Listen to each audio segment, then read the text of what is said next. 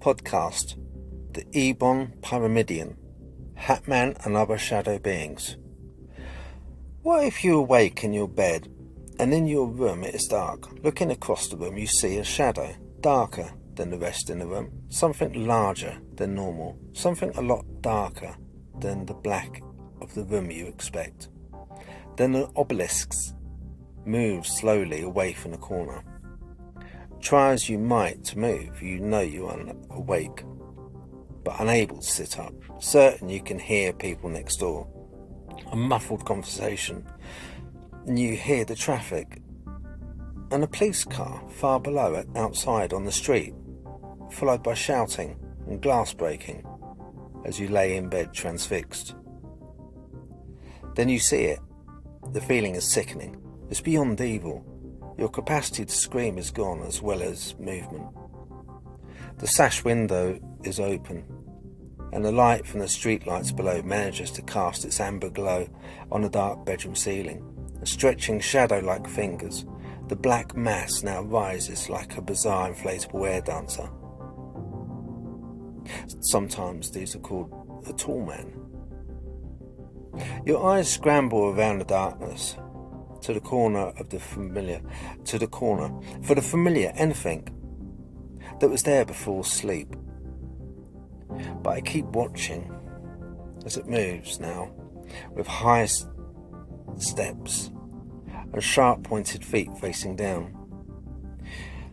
With every step it looks more like a dance. At the end of your bed, it has no depth to it. It looks 2D, a shadow, a pyramid-shaped shadow, wearing a pointed hat. It's now standing at the end of the bed watching you. And your eyes wide, you cannot blink, you have to stare back. It wants you to witness the Hatman entity. I know now it is actually called the Ebon Pyramidion, the shadow of death with a pyramid head. What you're about to hear is a true story, an account. The frightening part is I'm not alone seeing this. If you have seen a shadow person or Hatman, or just want to discuss any of the content covered in this account, then please drop me a line. My email is kot.pj@hotmail.co.uk. The background to this and what happened after I shall elaborate for you. I worked for a BMW garage by Chiswick Roundabout, West London in the late 1990s. My job was in the parts department, mostly telephone inquiries, the front counter work and identifying parts for customers and trade garages alike. I didn't live far down the street, walking distance from work, about 15 minutes away. I was lucky as Chiswick was quite an affluent part of West London, and rents are high and not easy to get. But I managed to get a bedsit in a shared house. My room was a top room facing the street in a 3-story townhouse. The house had quite a few rooms. All were turned into bedsits. Walking upstairs, I passed the rooms. Nearly all had padlocks and latches on the outside of their doors. A common precaution for landlords in bedsits. Security for keeping tenants out. And also had Yale locks with shiny new keys when you moved in. Fitted inside the door, already peppered with holes and scars from previous tenants' locks. I shared a kitchen on the first floor below me. I had a spot in the fridge, as I had in the cupboard, tins and perishables that I kept there. Not that anyone in the anonymous households cared about the fact of personal rations when they were drunk or stoned on a wet Sunday night. The one bathroom for the house was all grime-covered plastic and water-stained china, Had basin, toilet and shower. The tray was cracked in the shower on one corner, so I made sure I didn't cut my foot and pointed the head of the spray on the other side as I would clonk my elbows annoyingly against the dirty, cloudy glass. I would give my feet an extra rinse, one at a time, as I was getting out the tray. It was grimy. The empty shampoo bottles lined up around the edge, an old soap bar welded in place. So 3 flights of stairs up and I was on my own shadowy landing. To the left was my door, and to the right another top bedroom opposite my room. I had just one other room on the top landing opposite. A couple I never met or even saw lived there. They were always talking or rowing. I could hear their muffled voices in my room sometimes. The room had a bed in the middle, the headboard against the wall to the right of the bed, a large sash window overlooking the street below. On the other side of the small room, adjacent to the door, was a large dark wood wardrobe with a built-in set of drawers below it. It looked old and had a mirror, long and narrow, in the middle of it. It was Halloween. I had no family nearby or friends locally. I hadn't been there long, due to the fact that I have always enjoyed the paranormal. Anything strange, mysteries, ghosts, monsters alike, and stuff. So, having had experiences when I was younger, I thought, as my homage to Halloween, in this little room I decided to get some candles and a stiff drink and settle down to watch a scary movie on VHS that night. Yep, the scene was set for my Halloween night. But it turned out I witnessed evil that Halloween, a fright night I have never seen since. After the movie, the candles had burnt down nearly halfway, so I sat upright in bed and blew them out. I fell asleep. One thing is that I could not move. I woke up not being able to lift my arms. I could see them, but not lift them up from the bed. My attention, like a magnet, was drawn to the far corner of the room, a corner that was to one side of the window. This shadow, which commanded attention, was darker. It stood out from the dark of the room by its void of blackness. As I watched it move, a figure stepped out from the void of black. It formed him, trailed him, gave him shape as he moved. The entity moved slowly across the wall. It was a shadow. I was in Plato's cave, I thought. The final form it took was thin and tall, but angular. Its hat was a triangle. I could see it was a hat by the small flick of the front and rear brims. The old Robin Hood hat, or Pied Piper, came to mind. Yeah, Pied Piper. I know how this is going to sound. The pyramid head was a dark, faceless, upside-down triangle, with the point of the pyramid pointing down. No neck. Its shoulders were thin but broad. The body was light, sucking, black body, tapering down to its waist. A point again. His arms were long, very long, spindly, almost like branches. Its elbows were sharp, and the forearms, they were the longest part. The legs were also very thin and long. It seemed to be wearing a double, a skirt type of kilt, again only in shadow. this was evident to me and oddly familiar. I could not make out the features. I sensed strongly this was a male figure, maybe the size. As it slipped against the wall, its movement was exaggerated. His knees came up 90 degrees higher to his waist.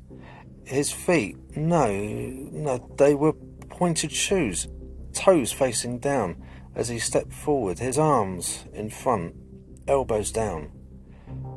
I watched.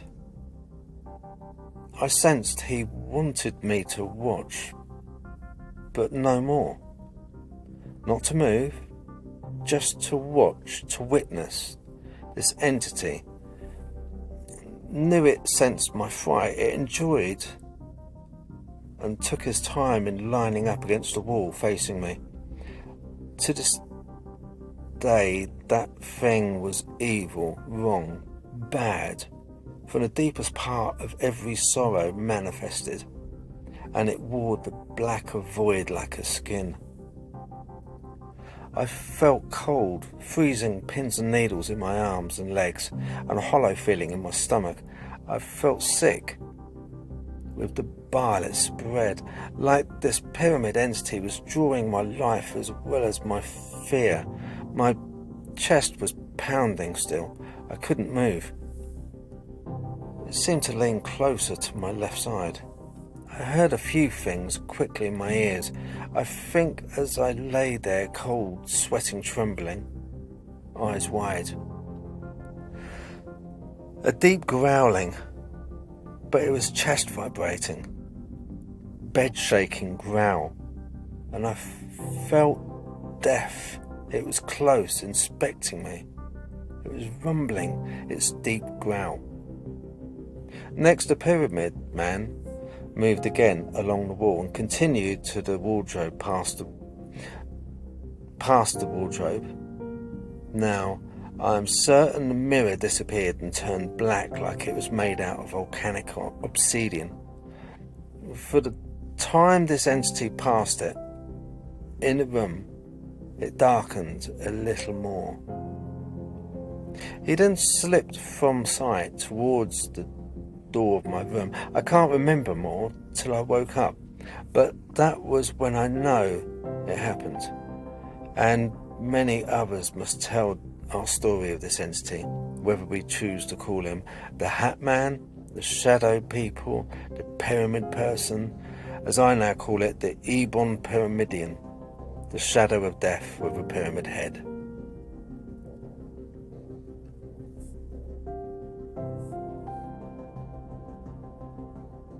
In the morning, I was relieved to see daylight breaking.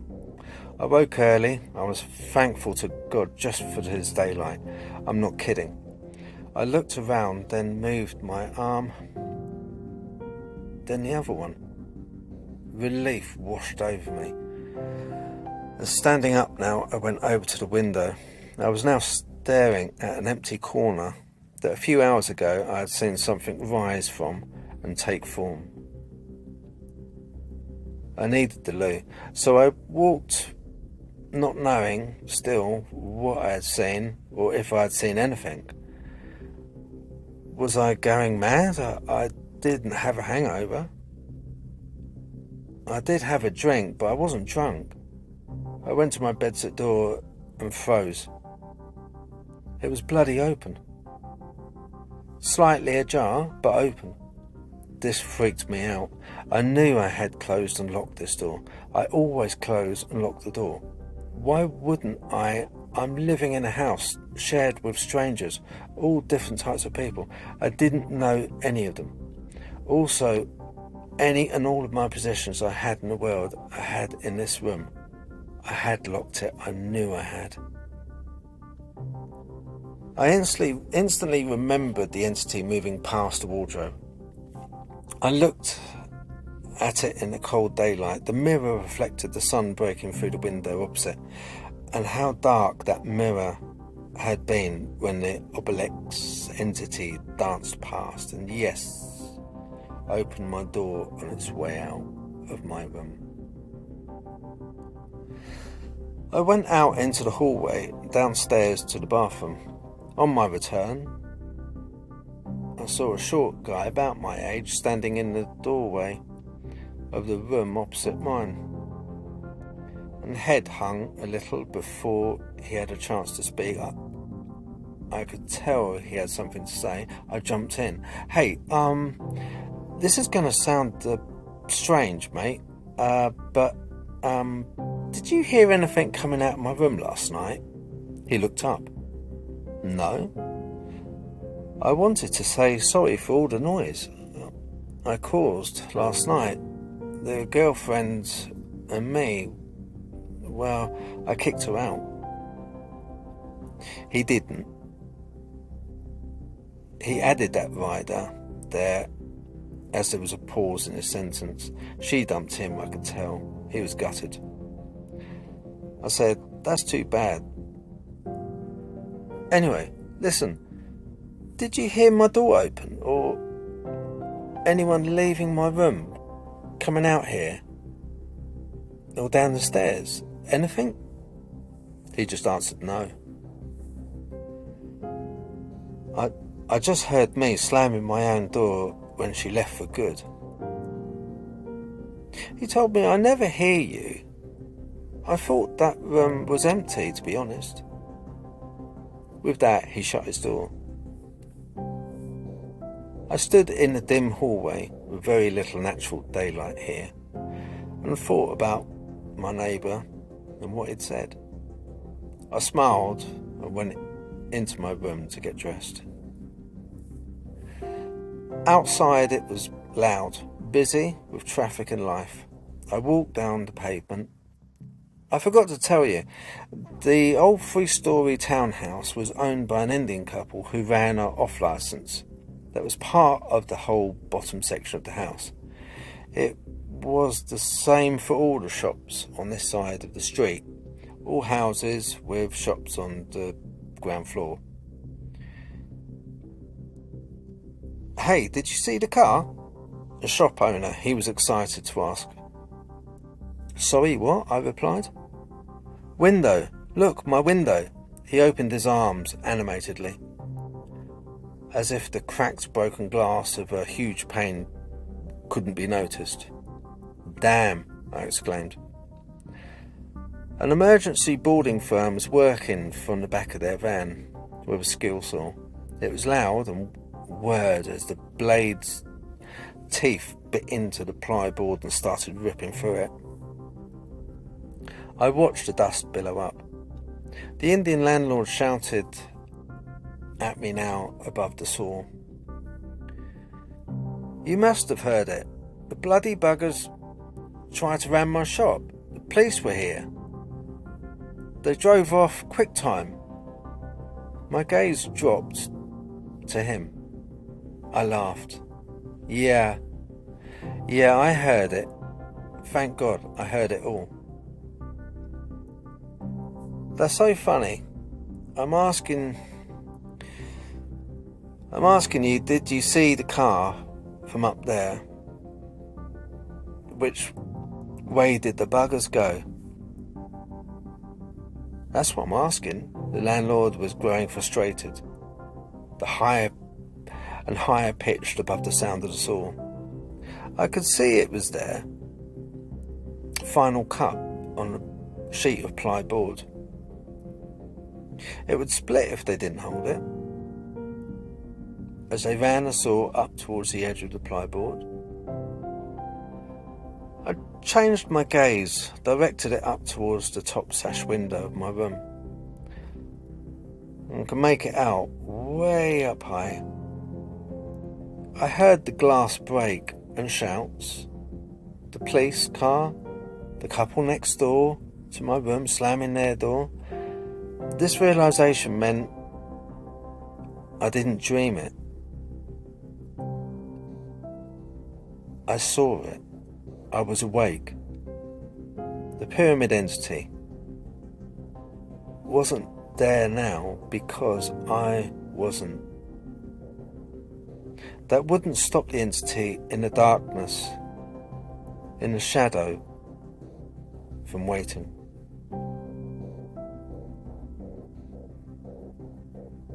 The ebon pyramidion shadow entity, pyramid being. This is a true story.